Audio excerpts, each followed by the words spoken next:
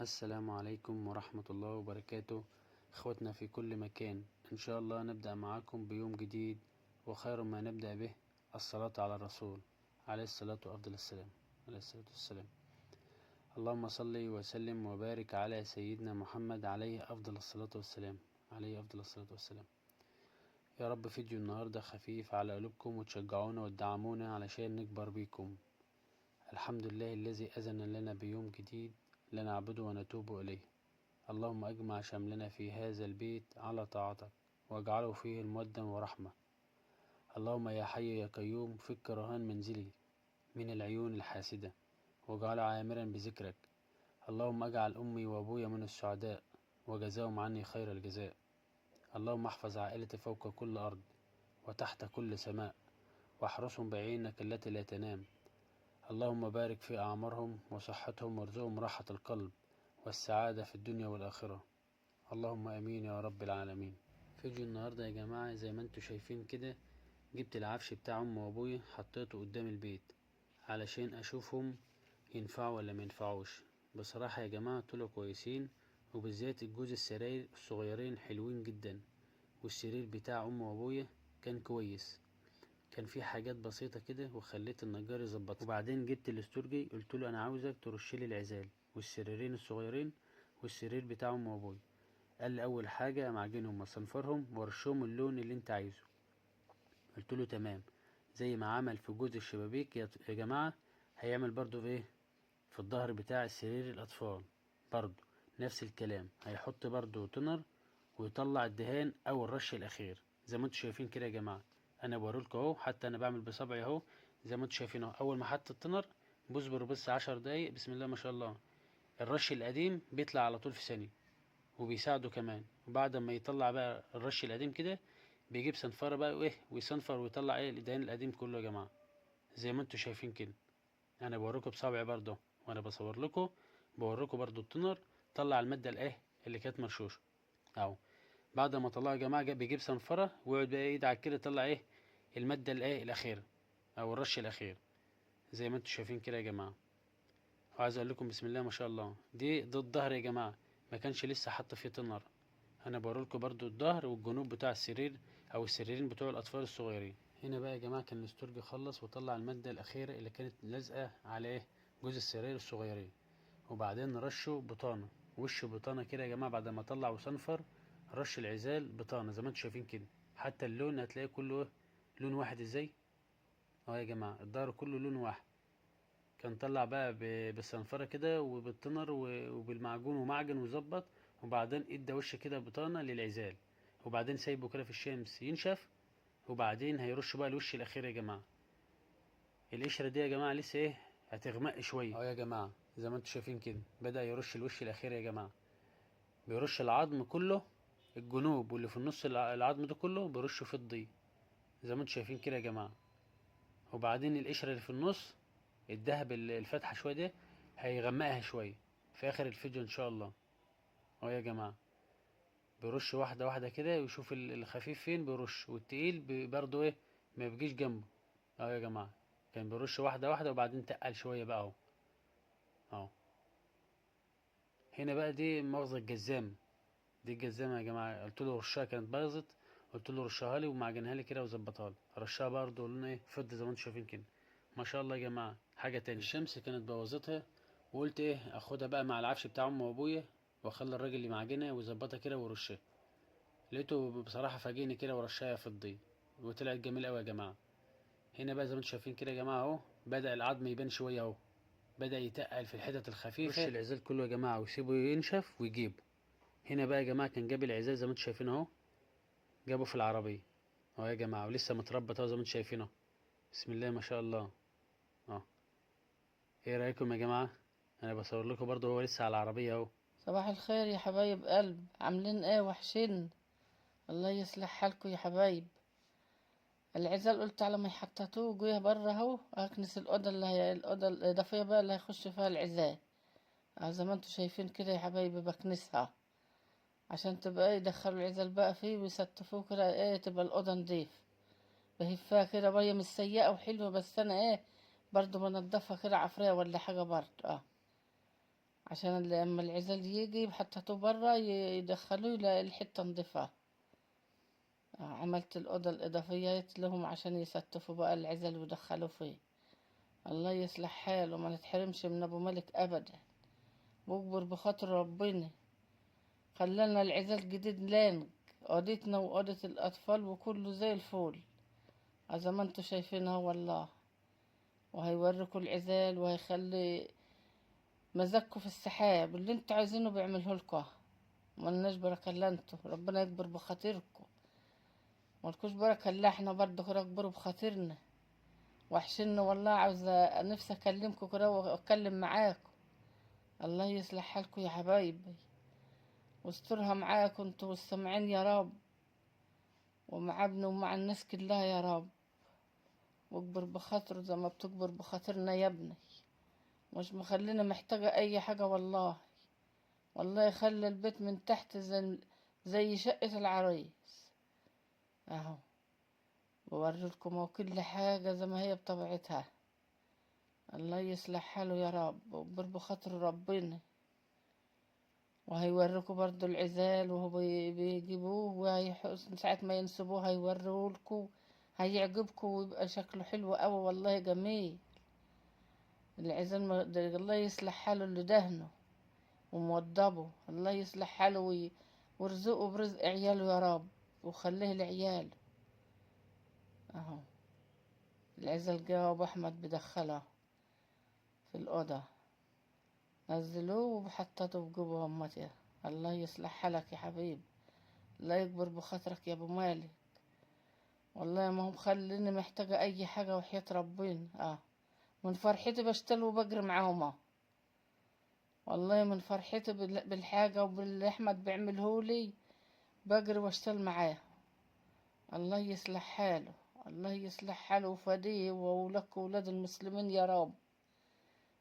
والله اما تشوفوا وشه بقى دي ظهر، اما تشوفوا وشه يعجبكم اوي جميل. والله شكله جميل وعاجبني وحيل. والله يصلح حاله اللي عامله واللي موديه يا رب. ربنا يفديهم وجعلهم مستورين، ابننا وولادكم وولاد المسلمين كلها يا رب. ابو احمد رخر بيشتغلوا معاه والله العظيم. ساعة ما هيتنصب بقى ويجيبوا هتشوفوه بقى كده اهو. وشه هيعجبكم وشكله جميل اوي. الله يصلح حاله اللي دهن والله ما تصدقوا ان هو معمول كده، هتقولوا ده جديد. ده اضافية جديد اهي عسلة. والله تشوفوها هتقولوا ده جديد اهي. ده انت شفتها، ولما يتنصب بقى وتشوفوه كده زي العسل ذهبي اهوت وحلو وموضبه اهو. عامل البتاع السرير من فوق ده فضة اهوت وشكله جميل. الله يصلح حالك يا ابني، الله يصلح حالك ويكبر بخاطرك يا رب. ربنا يخليك يا ست الكل. انت عامل ايه؟ الحمد لله رضا. تمام يعني. الحمد لله، انا من فرحتي بجري واشتغل معاك اهو يا حبيب قلبي ايه والله. رايك يا ست الكل؟ عسل والله والله بصراحه والله عسل. ما حدش يصدق ان ده اتعمل يعني ترش وتمعجن وكده. هيقول اللي هيشوفه يقول ده جاي جديد اهو. بصراحه والله اللي هيشوفه يقول ده جديد، اوضه نوم جديد. يعني انت مبسوطه يعني انت وابويا؟ والله مبسوطه ومن فرحتي بشتغل وبجري معاك. ربنا يخليك يا ست الكل. يعني قدرت افرحك انت وابويا يعني. ما تحرمش منك وجبر بخاطرك يا رب، ربنا لما يستحق جبر يا ست الكل. بخاطرني. ايه رايكم يا جماعه في اللون؟ والله لون عسل. وعايزكم تعرفونا في التعليقات كده، اللون حلو ولا ايه؟ لا والله هيقول لك عسل، ما حدش هيقول لك وحش، كلهم هيقولوا حلو. يا رب. هيركب السرير ونسبه وتشوفوا بقى كده وهو مفروش شكله يفرح. هنا بقى زي ما انتم شايفين كده يا جماعه، قربت لكم الكاميرا عشان ايه؟ بربط السرير اهي عشان اعمل الملل بقى على طول وافرش ان شاء الله اهو يا جماعه. والله زي العسل. وتفرش بقى كده تشوفوه بقى، والفرشة فوق كده والملايات والمفارش تقولوا ده أوضة عريس والله العظيم حلوة زي الفل. ربنا يصلح حالك ويديك الصحه يا رب انت وابويا. ما تحرمش منك يا ابني، ليه يا واكبر ست بخاطرك زي ما جبر بخاطرنا يا رب يا رب يا ست يا الكل. رب. وخليك لعيالك وخليهم لك يا رب. ده اي حاجه بسيطه يا ست الكل. ما تحرمش منك يا قلب امك ابدا يا رب. وما يحوجك لحد ابدا، وجعلك اللهم امين. مستور اللهم امين يا رب. انت والسامعين يا رب. كنت هنا يا جماعه عملت جوز السراير المسامير بتاعتهم وربطتهم وخلصتهم، واجيب الملل بقى وارص ايه مله جنب مله كده.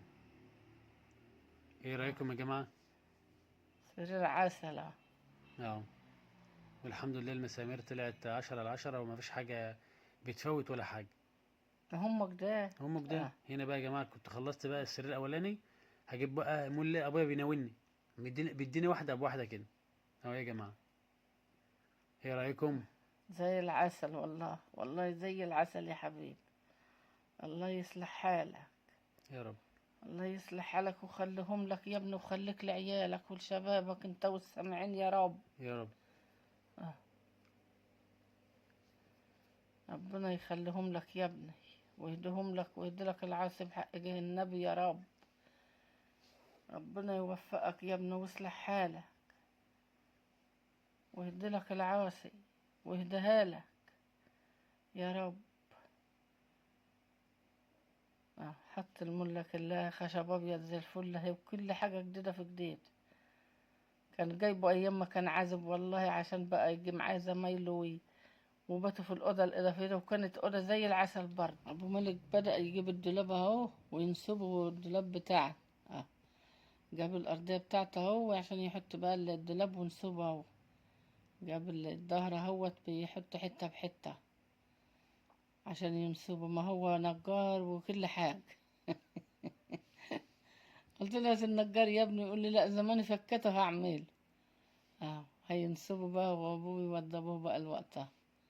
الله يصلح حاله.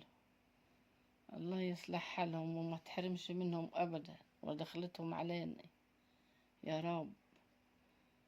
هينسب بقى الدولاب هو وابوه يوضبه. انا بنوله والله من فرحتي بجري معاه، مشتل واجري معاهم في كل حاجه. الله يصلح حالك يا ابني واكبر بخاطرك يا رب. اهو بحير الدولاب عشان يظبطوا الظهر ويعملوا بقى ينصبوا ويوضبوا زي ما هو حل، ويركب المسامير ويعمل. عايز اقول لكم يا جماعه كل شويه حتى النجار يا ابني، حتى النجار يا ابني ما تتعبش نفسك. قلت لهم والله لا انا اللي اعمله، لازم انا فكيته، لازم انا هركبه. بس ابويا كان بيسند معايا وامي كانت بتسند معايا برضه، عشان ما اعرفش اعمله لوحدي. ما هو عاوز نجار وعاوز حد يمسكه، هنسيبك ازاي؟ لازم نسند ايد على ايد بتسقف، ايد لوحدها ما تسقفش يا ابني. ربنا يديك الصحه يا رب، انت وابويا وامي ما تحرمش منكم ابدا. ربنا يخليك يا رب. يا ربنا رب. يخليك ويخلي لك عيالك ويخليك ليه، يا رب. ويهديهم لك يا ابني يا رب. ربنا يهديهم لك ويهدي لهم امهم يا رب. يا رب. ربنا يهدي العاصي يا رب، لأولادنا وأولاد المسلمين كلهم يا رب. بيعمل هاي يركبه. ده الدولاب بتاعي اللي كنت انا جايباها في الأوضة بتاعتي، قال لي دي خليه في أوضة الأطفال يما صغير وأنا هجيب لك واحد كبير. ماليش بالك الا انت، ما اجيب لك اللي آه. انت عايزاه. ويا ده ما هو ياخد الهدوم وخلاص يا ابني، مش ضروري جديد ولا انا قلت يا غير. جماعه الدولاب ده صغير، قلت اسيبه مع جوز السراير الصغيرين، اما بالنسبه لامي هجيب لها دولاب كبير. هدى من هدى ياخد الهدوم وخلاص. لا عشان هدوم كنت ابويا وهدوم اختي برضه الصغيره. ما هو ياخدهم ولا دلاب ولا غيره يا ابني، يبقى انا منحية. كتر خيرك على كده، انت بقالك شهر اهو ما تقوليش بتجدد كده في يا أمي. كل حاجة، ما تقوليش كده، ده واجب عليا. بلاط ودهان وكل حاجة، وما خلتناش محتاجين حاجة. ما تقوليش كده يا ست الكل، دي واجب عليا لازم اعمله. ربنا يخليك يا حبيبي يا ويطول رب. في عمرك يا رب. يا رب. وتعبت والله، بالك يجي شهر وتجري وتجيب وتعمل هنا وهنا وهنا. احنا لو كنا بقى عملنا في رمضان ما كنتش اقدر اعمل اي حاجه. ما هو انت بتجي من شغلك، ما كنت بتجي المغرب. يلا الحمد لله الحمد لله. يلا يبقى كل شيء بأوانه، كل الحمد شيء لله. بأوانه. يحط الظهر بتاع الدولاب من فوق اهو عشان يظبطه بقى. ما انا كنت اصلا حطيت الظهر غلط، هرجع تاني اعمله يا جماعه، وكان الدولاب هيقع عليا بص. اه. اه. والله كان هيقع عليا. يلا الحمد لله. ربنا يسترها معاك يا ابني، ربنا يا رب. يسترها معاك يا رب. وجعلك مستور انت والسامعين يا رب. اللهم امين يا ابني. واصلح حالكم ويهدي لك عيالك، ويهدي لك العاصي يا ابني بحق جه النبي. خلص اهو ربطه، وهيحط بقى الرفوف في الدولاب. خلصت يا جماعه بقى، اجيب ايه الرفات كلها، احط ايه 3 على الشمال و3 على اليمين، واللي في النص رف واحد. والشماعه يا جماعه اللي بالنسبه للضلفه اللي في النص هعمل لها واحده، عشان واحنا بننقل ضاعت مننا ما عادش عارفين هي راحت فين. هعمل لهم واحده باذن الله. هخلص كده الدولاب كله وامسحه برضو من بره. هجيب برضو فوطه كده ايه، ابلها حاجه بسيطه وامسحه برضو والمعه زي ما انتم شايفين كده يا جماعه. خلصت بقى من ناحيه الشمال ومن ناحيه اليمين بخلصها اهو، وخلصت اللي في النص بس ناقص الشماعه زي ما انا قلت لكم، وهعمل له شماعه اهو. ما هو نقول لنا هنا وهنا الحاجة بتتوه مننا. هنا بقى كنت خلصت يا جماعه، ايه رايكم؟ زي العسل، زي ايه العسل. رأيكم يا جماعة في الأوضة العسل دي؟ عرفونا ايه رأيكم فيه في التعليقات. وبالنسبه يا جماعه للستاره، عندي ست كل ستاره بيضه، انا هجيبها من اول الجدار لاخر الجدار. عرفونا يا جماعه. هنعملها بقى ورا السريرين كده على الشباك، من الجايبة من الحيطة دي للحيطة دي. يعني تبقى ورا جوز السرير يا جماعه. وعلى الشباك تبقى زي الفل، ستاير بيضة والله وجميل. وتتفتح من النص كده، تروح حلو. يمين وتروح شمال. انا بقول له اعملها كده، بس هو بقول لما اقول لهم يا اشوف رايهم ايه في الاوضه وفي السراير وفي كل حاجه. هم يعرفونا برضو في التعليقات يما. ما هم يقولوا لك زي ما انا قلت لك كده. ايه رايكم في السرير يا جماعه؟ انا بقى سرير عسله. اللون الفضه عامل ازاي، بسم الله ما شاء الله، والله وماشي مع حلو. البلاط. اي والله شكلها جميل وحلو. مش وقت بقى سواء اما افرشها كده هتشوفوها بقى شكلها احلى كمان، هتعجبكم. صلاة النبي ما شاء الله. الله يكبر بخاطره اللي مخلينا حاجتنا كلها حلوة. ربنا يصلح لك يا رب. ربنا يجعل ايامه حلوة يا رب، وايامه سعيدة، يا رب اللهم امين. ويسعدوا ربنا هو والسامعين يا رب. وهنا يا جماعه بوريلكم برضو الطرقه، بسم الله ما شاء الله، الطرقه واسعه جدا بين السرير ده والسرير ده. ناقص برضو كومودينو، هحاول اجيب كومودينو يا جماعه باذن الله اهو. والدولاب بتاع ام وابويا القديم ماشي مع الغرفه الجديده ولا لا؟ عرفونا في التعليقات يا جماعه. لا ماشي زي الفل، لا زي العسل ده جديد. انا ما رضيتش ادهنه ولا اجي يمه. لا والله جديد وحيل وزي العسل. انا جبت الدولاب بتاع ام وابويا القديم، قلت لهم ايه هاتوه خليه في الاوضه الصغيره مع جوز السرير الصغيرين، وانا اجيب لكم ايه دولاب كبير. هو مش قديم ده، انا عاملاه اول امبارح، ما بقالوش سنتين ثلاثة والله. هو حلو. بتاع ديك القديم بتاع الفرح راح، ما عدتش عارفة طريقه هو فرح فين ده. دي جبت بقى لك بقى شاريينه جديد. زي الفل وطلع مع أوضة الأطفال وزي العسل. ايه رايكم يا جماعه؟ انا بقرب لكم برضو الكاميرا اهو، اللون الفضه عامل ازاي، بسم الله ما والله شاء زي الله. العسل. واللون ايه الذهبي، آه. الاوضه تحس اللي جديده نو فيه. اي والله. ايه والله رايكم يا جماعه؟ زي العسل. اه اللون عاجبك يما؟ حلو زي العسل يعني يا. انت مرضي انت وابويا؟ انا مرضية من غير حاجة يا. الحمد لله الحمد لله. ربنا يرضيك في صحتك ويبارك لك في صحتك وفي مالك وفي عيالك اللهم امين يا رب. اللهم امين يا رب. ويهدهم لك ويهدي رب. لك العاصي يا ابني، يا رب. انت والسامعين.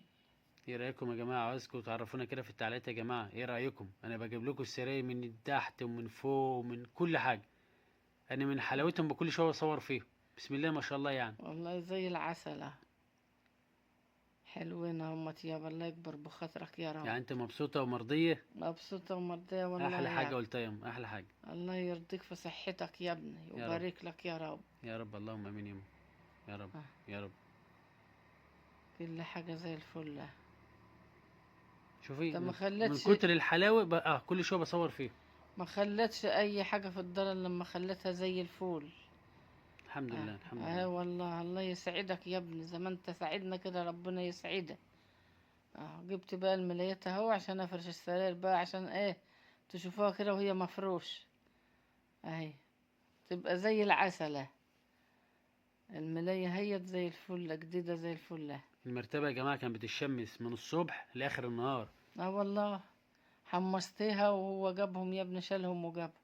وانا لما انزل يما هجيب لك شويه ملايات جداد ان شاء الله. الله يصلح حالك يا ابني، انا عندي الملايات هيت ملوش لازمة يا ابني. لا هجيب لك حاجات جديده كل برضه. حاجة هيت زي الفل يا حبيبي.